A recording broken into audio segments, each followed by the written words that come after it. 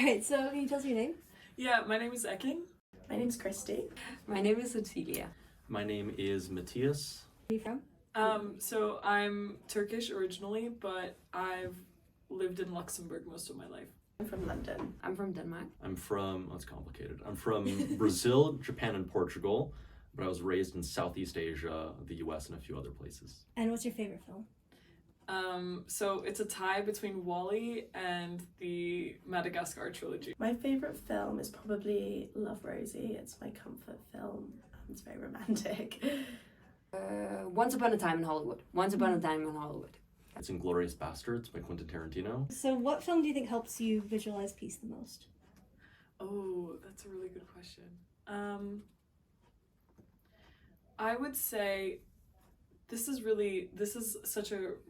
I feel like this is a bit different from what I say like my favorite movies are, but whenever I watch, like, I feel like films about war are quite, have impacted the way in which like I visualize peace a lot. I think for me, films that visualise peace are ones about redemption and self-discovery. I mean, thinking about these questions, it must be Love Actually, the movie where they all come together and so many different stories are happening at the same time, and it's all centered around love, and it's Christmas time, and I think getting asked that question, that's the movie that comes to mind. I think one of them that I watched recently was About Time. I watched it for like the first time a few weeks back, and what's really interesting about it, at least, is that on the surface it just seems like it's just a film about time travel, but what it really is a film about love and like the love a parent has for their child, and ultimately the ability for that child then to let go to some degree and to move on with their lives and permanently shed that part of their existence. Have any films changed your perspective on what peace is? Yes, so Arrival was a particularly powerful one. Obviously, I feel like on one level, because of the fact that the aliens that come are quite peaceful creatures. Like, they just they're about like communicating. They're not about destroying the earth or anything like that. And it's actually, one thing that the movie reveals is that that's something that we project onto them.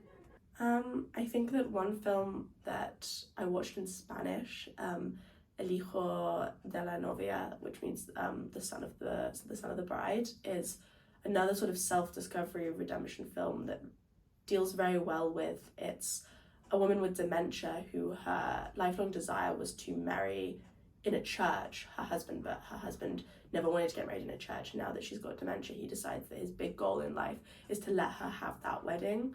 And so it's a film about love and family love taken to the extreme, but seeing it in the extreme makes you realize the importance of sort of achieving the goals and making your loved ones happy, and that's a very peaceful message. I think in English it might be called Racing Stripes, which is about a zebra and a lot of talking animals, and what they do is it's a children's movie, and I think of that when I think of anything that's related to peace, because it almost humanizes both the animals and also just this like everyday little life on a farm, and I think that's perhaps something that's relatable to peace, that peace is not just human, or it's not just the world in big terms, it's also just being caring and compassionate about everything around you. I think one film, at least, that I was reading some reviews of it for fun the other day, and critics actually mentioned this as Paddington 2. So Paddington 2, it came out amidst a very difficult time in the world.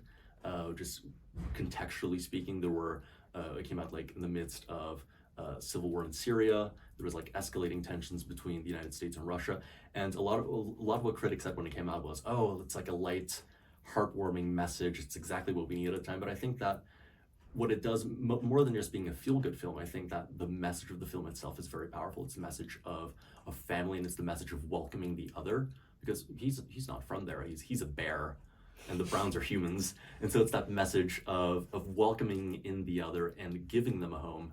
And you can look at the stories of children in the Second World War who were sent to train stations with tags around their neck, just like Paddington, were welcomed into another home. The stories of, families in, for instance, Germany was a prominent example, opening up their homes to refugees coming in, of my own neighbors in Portugal opening up their homes for Ukrainians coming in. And so I think that message overall of not just being just a feel-good film, but also that message of opening, of receiving, of welcoming someone into your home, I think is a very powerful message and very powerful visualization of peace that I think the film captures really well. So how has your perception of peace changed since you worked on this project?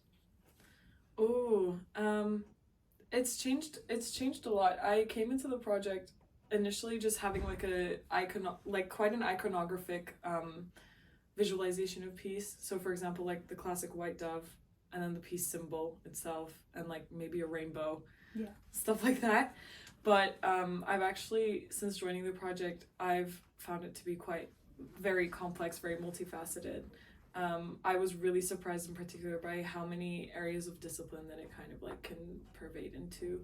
I think I didn't necessarily realize how much scholarship and research goes into peace in all fields. Particularly as someone thinking about literature, I saw peace just as the opposite of conflict and something within the political field.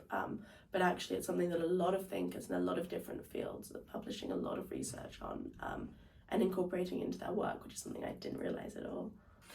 I think when I started working on this project, I actually didn't know what peace even meant, I think. Or maybe this is said in retrospect, but my perception has changed from thinking of it as something broad, only happening in big negotiation rooms and a lot of like, as an IA student, I thought a lot about peace missions and UN peacekeepers. Whereas today, I think peace is way more of an everyday practice, and it's something that is available to everyone. And well, just noticing the acts or the pockets of peace that are in our everyday life is something that has really been, or like has really revolved into something being present in my mind. So I came in, like Attilia, I came in like as an IR student, and so my perspective of peace was very much peace in the negative sense. Peace is like, what is peace? It's peace is not war. And to some degree, I still do maintain like elements of that perspective. I still do think that the absence of conflict is still a very important part, obviously, of peace, but at least what a lot of my research was, my first semester in the project was a lot about like positive peace. So not only peace is being not war, but peace is also being, for instance, the ability for one to leverage their talents to the full of their ability, the ability of one to freely pursue their desires and their wishes in life without having structural constraints imposed upon them, be it due to religion or gender or your sexual orientation. So I do feel that the project has done a very good job of broadening my understanding of peace beyond just that very narrow state-centric focus that a lot of us, I think, came in with originally.